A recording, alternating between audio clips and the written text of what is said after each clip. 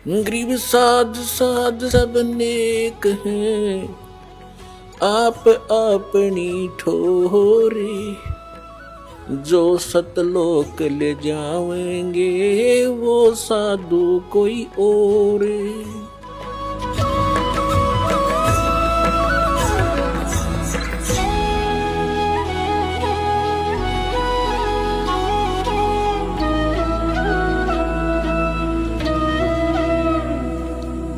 अब जो प्रसंग चल रहा है कि इस सतनाम के बारे में प्रसंग है, और प्रसंग है कि सदग्रंथ कौन से हैं, सदग्रंथों में को आधार माने तो वो कौन से ग्रंथ है। जैसे श्रीमद् भगवद गीता अध्याय नंबर 16 के श्लोक 23-24 में स्पष्ट कर दिया है कि शास्त्र विधि को त्याग कर जो मनमाना आचरण करते हैं उनकी न तो गति होती है यानी मोक्ष नहीं होता, और न कोई सुख होता है, और न उनकी कोई सिद्धि साधना प्रफुल्लित होती है, कोई सिद्धि प्राप्त होती है। क्योंकि सिद्धि से ही तो हम सतलोक जाएंगे। सिद्धि माने एक ताकत आएगी हमारे अंदर भक्ति से।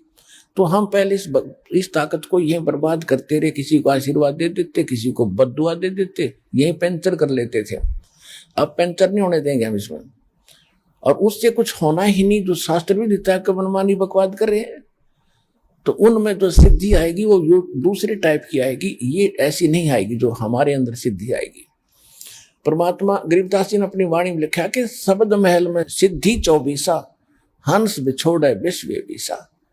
यानी हमारा जो मंत्र है इसमें 24 सिद्धियां आ जाएंगी, लेकिन इन सिद्धियों को तुम प्रयोग ना करना, ना तो बात बिगड़ जाएगी। वो कौन कौन सी सिद्धियां हैं वो दिखाते हैं आपको गरीबदास जी की वाणी में। शब्द महल में सिद्ध 24, हंस बिछोड़े विश्व बीसा। कि जो मंत्र हमने आपको दिया है ये सतनाम और प्रथम मंत्र, इसमें 24 सिद्धियां आपको प्राप्त हो जाएंगी।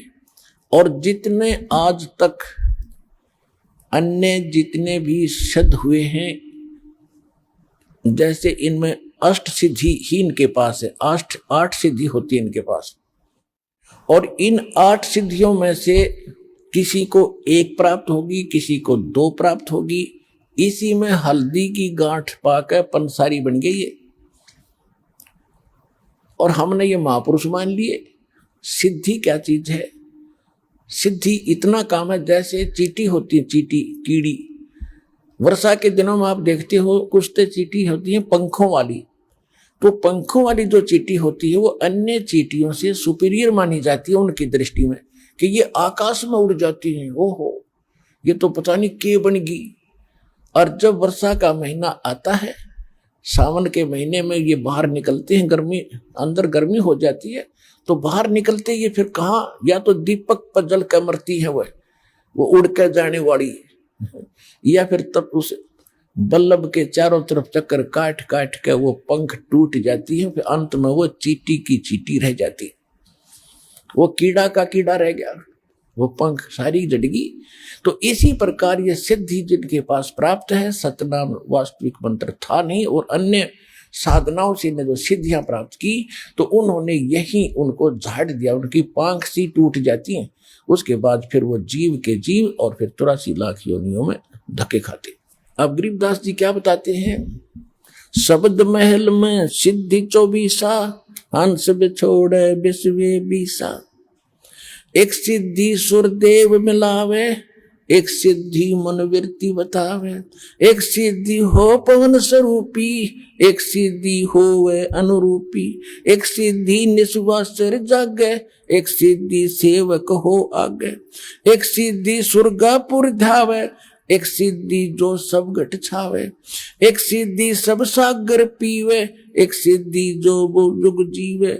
एक सिद्धि जो उड़े आकाशा, एक सिद्धि परलोक कह बासा। एक सिद्धि तन कष्ट तन जारा, एक सिद्धि जो हंस नियारा।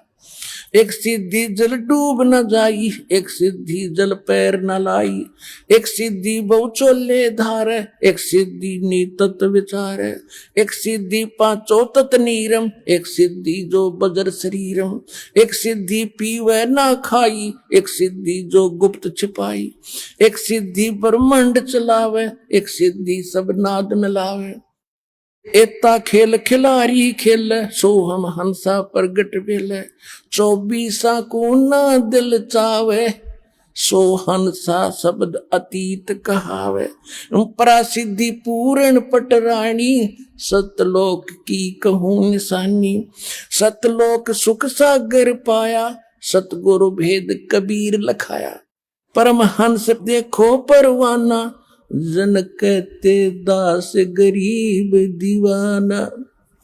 अब क्या बताया इसमें कि शब्द महल में सिद्धि 24 और हंस बिछोड़े विश्व बीसा। यह सिद्धि अनजान व्यक्ति का हाथ लागी तो इस जीव को भगवान से दूर करेगी। और जब आप और इस शब्द महल में, इस मंत्र में आप में 24 सिद्धि आ जाएंगी, लेकिन इनका दुरुपयोग शुरू कर दिया तो आपका पंचर हो जाएगा, आपकी पूंजी खत्म हो जाएगी, यहीं रह जाओगे। ना किसी को दुआ दो, ना किसी को बद दुआ दो, ना किसी को आशीर्वाद दो, किसी के सिर पे हाथ ना रखना, आशीर्वाद भरा। वैसे किसी के सिर में कष्ट है, मालिश कर दो खूब, कोई बात नहीं। और एक अपने गुरुदेव और भगवान के अतिरिक्त किसी के चरण नहीं छूना। वैसे कोई बूढ़ा बुजुर्ग बीमार बालक के पैर दुखे, खूब दबाओ, मालिश करो, वो चीज अलग है। उस भाव से नहीं, एक पूज्य भाव से नहीं, सत्कार करो, खूब नमस्कार करो, कति नतमस्तक होकर प्रणाम करो सबको, ये सत्कार है। और चरण छूना ये पूजा माता है। तो पूजा केवल एक भगवान और उसके स्वरूप यानी गुरु के अतिरिक्त हम नहीं करेंगे। तो ये कुछ मर्यादा है जो समाज से हमारी हटकर होती है, तो हमने समाज के अनुसार नहीं चलेंगे। तो वो प्रसन्न हो या ना हो, हमने परमात्मा को प्रसन्न रखना है, हमने राम राज्य करना है, भगवान खुश करना है। और जिन बातों से गुरु दुख पावे, तीन बातों को दूर भगावे, तब हंसा सतलोक जावे। तो इस तरह की कुछ है, ना किसी को बद्दुआ देना, ये भी हमारी हानि होती है, और ना किसी को दुआ देना, किसी को आशीर्वाद भी नहीं देना, तेरे न्यू हो जाएगा, फलाना हो जाएगा, ठीक हो जाएगा, ऐसा खुश रहो, ये नहीं बोलना। नमस्कार करो, प्रणाम करो, नमस्ते बोलो, राम राम कहता कोई राम राम बोल दो। क्योंकि राम क्या है, राम कौन है? उनका राम जो है सो हमारा राम तो वो है कबीर राम। और आजकल एक बीमारी, एक और नई, एक और चल पड़ी काल की व्यवस्था कि गुड मॉर्निंग बोलेंगे, गुड मॉर्निंग, गुड इवनिंग। बता, ये नहीं बोलना हमने, ना गुड इवनिंग कहना, ना गुड मॉर्निंग और ना गुड आफ्टरनून। हम या तो सिंपल कह दो, वो कहता गुड मॉर्निंग, वो कह दो जी मॉर्निंग मॉर्निंग, और या बोल दो गॉड मॉर्निंग, गुड छोड़ के गॉड बोल दो, गॉड मॉर्निंग, गॉड मॉर्निंग। अब उसका मिलता जुलता अक्षर भी हो गया, विराजी हो जाएगा। गॉड मॉर्निंग, गॉड अभ्यास बना लो अपना ये, God morning, God afternoon, God night, यानी गॉड गिवन है ये समय। सुबह भी उसकी दया से हुई है और दोपहर तक भी हम उसकी रजा से पहुंचे हैं, और शाम हुई है तो भी गॉड मॉर्निंग, गॉड इवनिंग, भगवान की दी हुई शाम है। गुड वैसे हो जाएगी या हमारे कहने से, तुम्हारे कहने से हो जाएगी, लेकिन उसकी हो जाएगी, आपकी पंचर हो जाएगा। तो इसी गलती ना करियो। जब आप कोई गाड़ी ले रखी कार, और उसमें से आप किसी दूसरे टायर में हवा भर दोगे, ना भाई मेरा भी काम बिगाड़ेगा, देखो सामने वो हवा वहां से भरवा लो जा करके। तो सतलोक आश्रम पर वाला बता दिए उनको कि वहां हवा वहां से भरवा लो वहां जाके।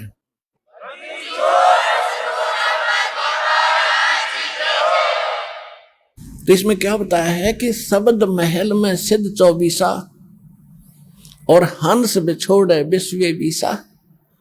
हमारे इस मंत्र में 24 सिद्धि आ जाएंगी।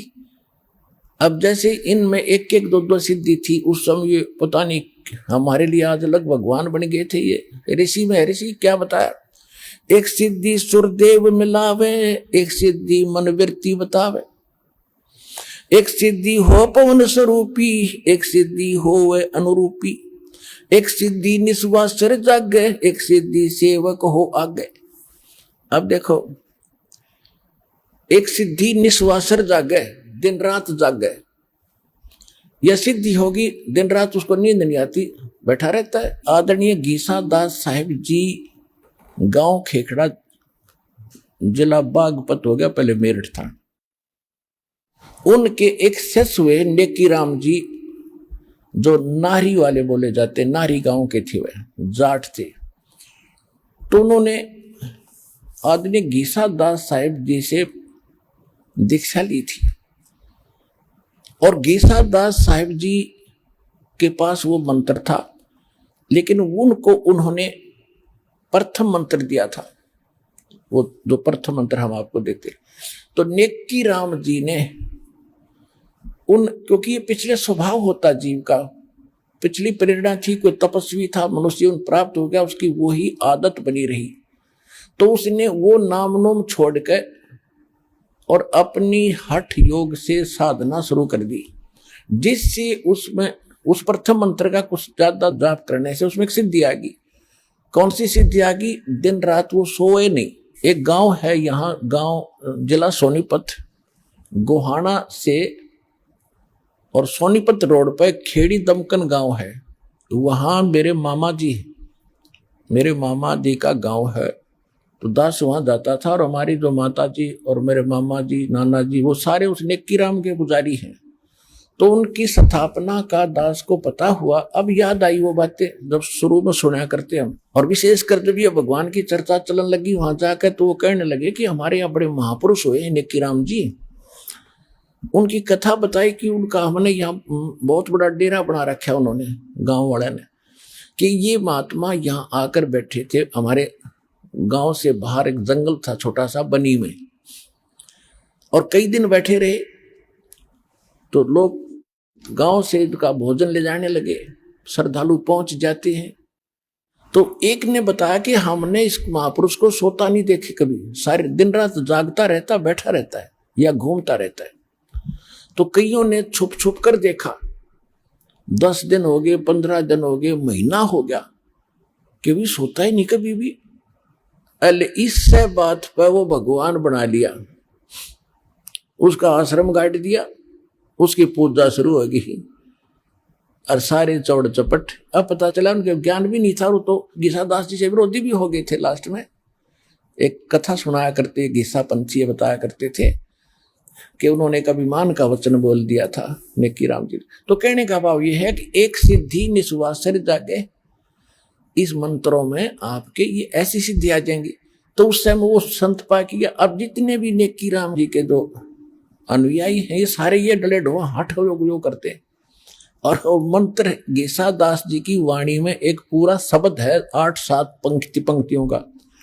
उनमें से 2 पंक्ति हैं, ओम सोहम जप ले भाई, राम नाम की यही कमाई।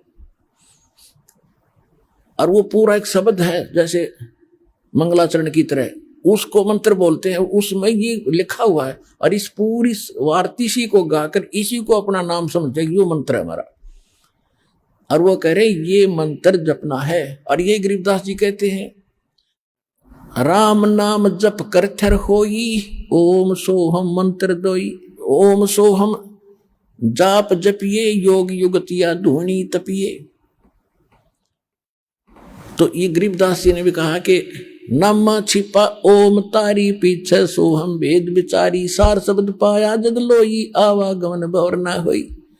नामदेव जी पहले केवल एक ओम नाम का जाप करते थे। परमात्मा अपने विधानुसार उनसे मिले, अच्छी आत्माओं को मिलते हैं। उनको फिर दूसरे मंत्र का भेद बताया। जब उसने दोनों नाम सिमरण किए तो कहते फिर सार नाम दिया। तीसरी स्थिति में नामदेव जी को जब उनका कल्याण हुआ, नामा छिपा, वो छिपी जाति में थे नामदेव जी, और महाराष्ट्र के अंदर रहने वाले थे। नामा छिपा ओम तारी, पीछे सोहम भेद विचारी, और सार शब्द पाया जद लोई, आवागमन बहुड़ ना होई। ऐसे ही धर्मदास जी को परमात्मा ने मंत्र दिए थे, लेकिन उनको प्रतिज्ञा दिला दी थी कि आगे बताना नहीं है। 1997 में दास को मिले परमेश्वर और संकेत कर दिया था कि बेसे खोल दे, मैं आप देख लूंगा। किसी के पास ज्ञान नहीं है और दास को ऐसा प्रोजेक्टर, ये 2003 से हमने फिर ये प्रोजेक्टर शुरू किया, आपके रूबरू करना शुरू किया, सबके इतिहास सामने रख दिए। किसी के पास ये नाम नहीं, किसी के पास यथार्थ ज्ञान नहीं, तो अपने आप ये सारे फेल हो गए। आज जितने भी संत महंत है कोई नहीं तो सकता, और सरेआम मीडिया के अंदर इंटरनेशनल चैनल पर दास कम से कम 10-15 वर्ष से उनको ललकार रहा हूं कि आओ और चर्चा करो, कोई सामने नहीं आता क्योंकि उनके पास ज्ञान नहीं है, उनको पता चल चुका है।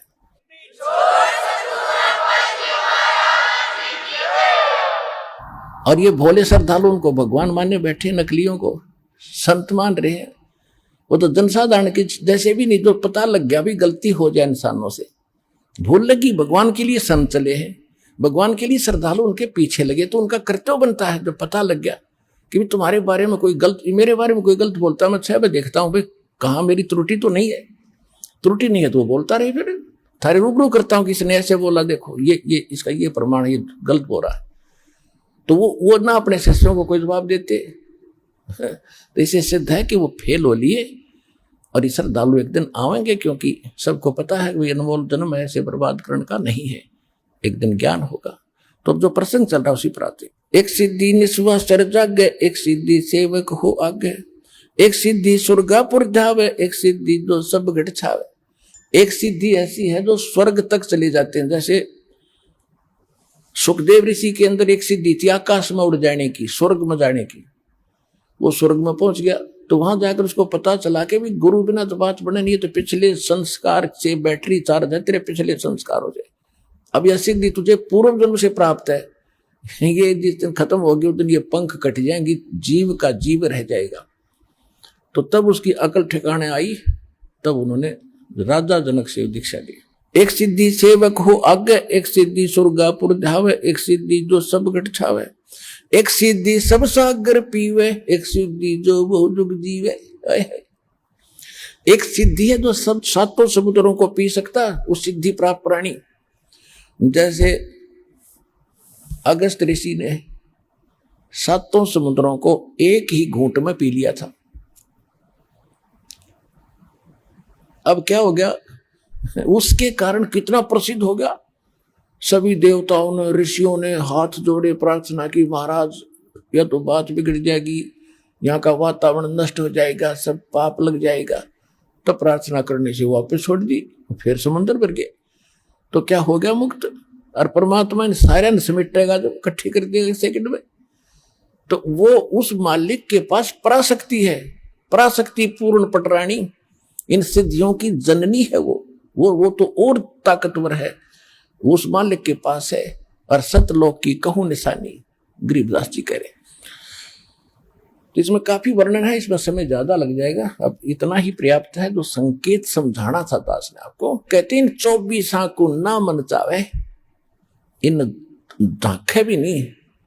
देखो पुण्यात्माओं, जैसे बहुत से भगत देखे, उनकी प्रार्थनाएं भी आती हैं, और वैसे भी मिलते समय भी कहते हैं जी मैंने गलती कर दी। अपने अभी बता रही थी एक बहन कि मैंने अपने भाई के नाम ले रखा था, उसने, मैंने उसको कह दिया कि तू ठीक हो जा, तेरी बीमारी मेरे लग जा। वह ठीक होगी, मेरे लगी। हम फिर ये पंगा क्यों मोल लो तुम। तो कहने का भाव ये है, ये गलतियां करनी छोड़ दो, दिक्कत हो जाएगी, क्योंकि भक्ति करो तो ढंग से करो। अब इसको तो हम इतना सस्ता मान रहे हैं, अब तू अपनी भतीजी ने दे देना 20 लाख रुपये, दे के दिखा, चौने भी ना दे, अरे दे तो वही वापस दे दिए मेरे। उस धन का आपको पता है, इस धन का आपको पता ही नहीं कितना कीमत आपको कहाँ आवश्यकता पड़ेगी। तो इसलिए ये सारा कुछ ज्ञान देकर आपको सतर्क किया जा रहा है कि कहाँ आप फाउल होते हैं, कहाँ आप मार खाते हैं, और कौन सा धन कितना कीमती आपका है, और इसको आपने कैसे सुरक्षित रखना है ताकि मोक्ष आपको प्राप्त हो सके। आज का जो प्रसंग चल रहा था वहां तो स्टार्ट भी नहीं हो पाया दास। आज का सत्संग प्रारंभ यहां से हुआ था कि परमात्मा पाने के लिए हमने अपने सदग्रंथों को ही आधार बनाना है। और सदग्रंथ कौन से हैं? श्रीमद् भगवत गीता और पवित्र चारों वेद, और जो ज्ञान परमात्मा स्वयं आकर अपने मुख कमल से बोलता है। श्रीमद् भगवत गीता अध्याय नंबर 4 के श्लोक नंबर 32 में कहा है कि इन यज्ञ धार्मिक अनुष्ठानों की विस्तार के साथ जो जानकारी, यज्ञों की, यज्ञ माने धार्मिक अनुष्ठानों की विस्तार के साथ जानकारी सच्चिदानंद घन ब्रह्म के मुख कमल से बोली हुई वाणी में, सच्चिदानंद घन ब्रह्म की वाणी में कही गई है विस्तार के साथ। और उसको जानने के बाद सभी कर्मों से मुक्त हो जाएगा। उसको तत्व ज्ञान कहते हैं, जो भगवान स्वयं आकर बताते। चौथे अध्याय के 34वें श्लोक में कहा कि उस तत्व ज्ञान को जो सच्चिदानंद घन पूर्ण परमात्मा स्वयं आकर बताता है, उसको तू किसी तत्वदर्शी संत के पास जाकर समझ, उनको दंडवत प्रणाम करने से। केवल वही संत एक दंडवत प्रणाम का अधिकारी बताया है गीता में कि जो तत्वदर्शी है। अन्यथा अपने विषय में गीता ज्ञानदाता 18वें अध्याय के 65वें श्लोक में कहता, मुझे नमस्कार कर, मेरा भगत बन, मेरी भक्ति करेगा तो मुझे ही प्राप्त होगा। और तत्वदर्शी संत के लिए कहा कि उसको दंडवत प्रणाम करने से और कपट छोड़कर सरलता पूर्वक प्रसन्न करने से वह तत्वदर्शी संत तुझे उस परमात्म तत्व का यानी तत्व ज्ञान का ज्ञान कराएंगे। तो वो तत्व ज्ञान जिससे मोक्ष होगा वो कंप्लीट कोर्स है। और श्रीमद् भगवत गीता और पवित्र वेद, पवित्र कुरान, पवित्र पुराण, ये पवित्र बाइबल, ये इनकम्प्लीट नॉलेज है। Complete knowledge, God given spiritual knowledge, तत्व ज्ञान, वो उससे मोक्ष होगा। वो असली शास्त्र है और उसमें से वेद भी मेल खाते हैं, गीता भी मेल खाती है, और उनमें जो ज्ञान नहीं है वो ज्ञान भी उसके अंदर है, तत्व ज्ञान के। तो उससे मोक्ष होगा। आज का सत्संग ये था और वो ज्ञान भगवान ही देता है। दूसरा प्रसंग ये चला था कि किसने देखा भगवान? तो जिन्होंने भगवान देखा उनका आपके सामने इतिहास बताया, पवित्र कथा बताई उनकी कि इन महापुरुषों ने भगवान देखा। और ये जो ज्ञान दास आपको दे रहा है ये गॉड गिवन है। ये किसी डूम भाट के गीत नहीं है कि किसी ने रोजी रोटी के लिए अपना दंत कथा बना के बकवाद कर रखी हो। 1400 एकड़ का जमीन का मालिक था, गरीबदास किसान था, गांव छुड़ानी का, कोई भाट भिखारी नहीं था कि किसी कारण से वैसे ही अपने रोजी रोटी के लिए इन घटती होगी कहानी। ये गॉड गिवन स्पिरिचुअल नॉलेज है। तो मन को विश्वास दिलाने के लिए इन प्रमाणों की इसलिए आवश्यकता है ताकि आपको दृढ़ता आवे और भगवान के मार्ग पर आप दृढ़ रहो, आपका मोक्ष हो जाए। तो वो ज्ञान इस दास के पास प्राप्त है, इस विश्व में किसी के पास नहीं है। अपना कल्याण करो।